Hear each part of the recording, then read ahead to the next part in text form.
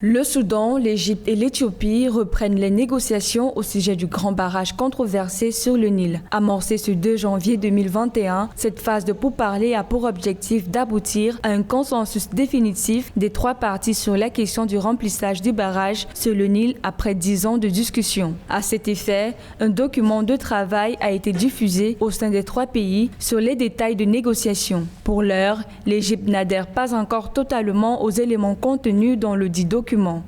Une fois que le barrage est sous administration provisoire des Nations Unies, alors l'ONU pourra ouvrir la voie juridique dans le cas de règlement définitif de ce contentieux. Il faut te rappeler que le barrage du Nil aujourd'hui n'est pas la seule question d'ordre international qui a marqué l'histoire du droit au plan géographique. On se rappelle évidemment du contentieux entre le Nigeria et le Cameroun sur la presqu'île du Bakassi. Donc la Cour internationale de justice pourrait être saisie dans les mois qui viennent pour régler définitivement la question du barrage du Nil. Outre le point de discorde sur le rythme de remplissage du barrage sur le Nil, l'Égypte et le Soudan évoquent également leurs droits historiques sur le fleuve. Pourtant, l'Éthiopie revendique une égalité des droits pour tous les pays du bassin du Nil.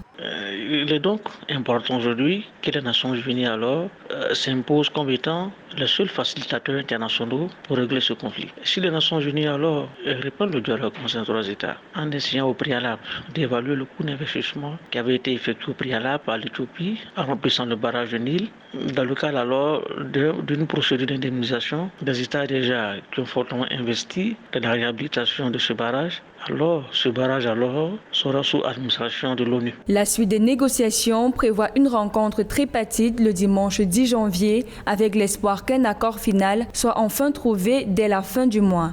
Ces négociations vont se dérouler en présence du dirigeant sud-africain Cyril Ramaphosa, actuellement à la tête de l'Union africaine. Rappelons que le Nil, qui coule sur quelques 6000 km, est une source d'approvisionnement en eau et en électricité essentielle pour une dizaine de pays d'Afrique de l'Est.